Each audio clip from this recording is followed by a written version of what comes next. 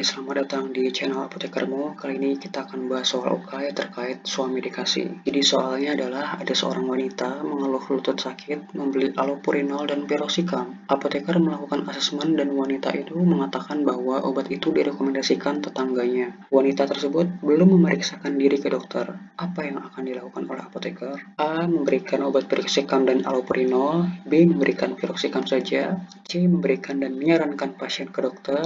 D. Melakukan edukasi dan menyarankan pasien memeriksakan diri ke dokter. Dan E. Menolak permintaan pasien. Untuk menjawab soal ini, kita harus memahami terlebih dahulu ya konsep soal medikasi di farmasi komunitas, seperti di apotek ataupun klinik. Yang pertama, daftar obatnya itu mengacu pada dua, yaitu daftar 2, 1, 2, dan 3 yang ada dalam undang-undang ya. Kemudian, melakukan asesmen terhadap gejala pasien, yaitu biasanya paling umum adalah dengan menggunakan format swab-nya apoteker. Kemudian, edukasi dan anjuran untuk memeriksakan diri ke dokter juga harus selalu dilakukan. Kemudian, ini adalah daftar obat wajib apotek yang terkait dengan obat neuromuskular yang udah saya rangkum. Jadi di sini ada jumlah maksimumnya, nama obatnya dan juga golongannya. Obat yang ada dalam soal itu allopurinol ya, maksimum yang bisa diberikan 10, untuk piroxicam juga sama 10. Allopurinol itu anti-gout dan piroxicam adalah NSAID ya. Kemudian kita juga harus ingat bahwa ada beberapa kriteria pasien yang dapat diberikan OA. Yang pertama itu dia tidak dikontraindikasikan untuk penggunaan pada wanita hamil, anak di bawah usia 2 tahun dan orang tua di atas 65 tahun. Kemudian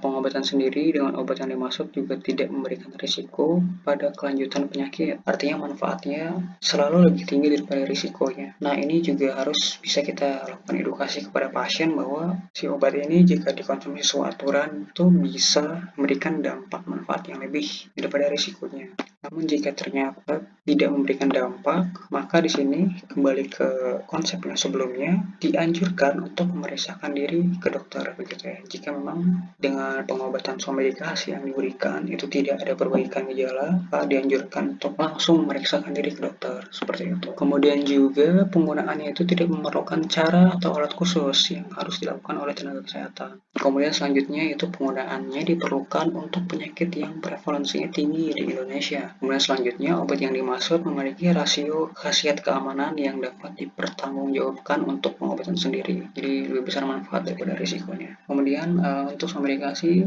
kita juga bisa lakukan asesmen swab singkat ya seperti ini contohnya. Subjektif ya kita bisa lengkapi dari fakta-fakta yang ada dalam soal, yaitu wanita di sini mengeluh lutut sakit, kemudian wanita tersebut meminta obat allopurinol dan piroxicam yang direkomendasikan oleh tetangganya. Kemudian jika situasi ini terjadi dalam praktik gitu ya, mungkin kelanjutannya juga bisa kita tanya seperti wanita ini sedang hamil atau tidak, kemudian riwayat sakit terdahulunya apa, kemudian sebelumnya keluhan lutut sakit ini diobati dengan apa, kemudian objektifnya wanita umurnya berapa, durasi sakitnya sudah berapa lama juga harus kita tanyakan. Kemudian untuk asesmen kita bisa mulai menentukan apakah ini gejala gout, radang sendi atau penyakit neuromuskular lain. Kemudian untuk plan itu bagaimana ya? Tadi menurut soal kemungkinan jawabannya. Jadi di sini kita analisis ya dari jawaban A, B, C, D, dan E itu ada dua kemungkinan, yaitu jawaban memberikan dan jawaban menolak. Kenapa dua kemungkinan jawaban ini? Karena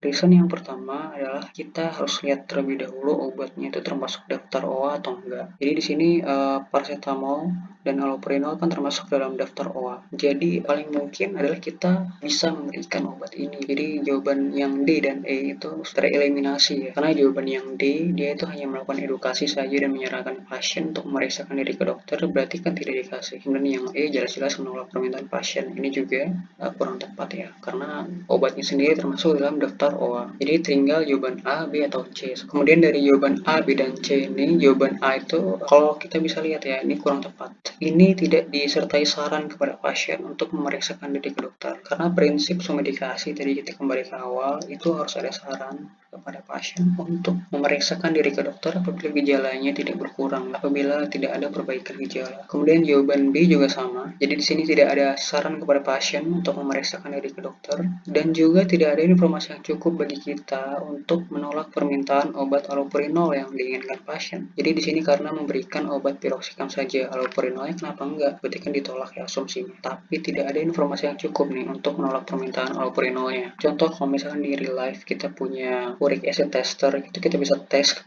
pasien, oh memang asam uratnya tinggi Bu, baru kita berikan allopurinol. Tapi kan ini nggak ada informasi yang cukup ya untuk mengetahui uric acid pasien itu berapa, normal atau enggak gitu, tinggi atau enggak gitu. Jadi sini nggak ada informasi yang cukup nih bagi kita untuk menolak permintaan obat allopurinol. Sedangkan allopurinol sendiri termasuk dalam daftar OA ya kan. Jadi di sini jawaban B juga kurang tepat. Kemudian kesimpulannya yang paling tepat tentu saja jawaban yang C ya, memberikan dan menyarankan pasien ke dokter karena tepat dengan konsep-konsep yang ada tadi ya, daftar obatnya ada. Kemudian ketika dilakukan asesmen terhadap gejala pasien, obat yang diminta pasien itu tepat dengan gejala yang dia alami. Kemudian juga disertai edukasi dan anjuran untuk memeriksakan diri ke dokter. Sekian pembahasan soal UKAI pada kesempatan kali ini. Jangan lupa subscribe dan share ke teman kalian sebanyak-banyaknya biar kita bisa belajar bareng-bareng. Sampai jumpa di video selanjutnya.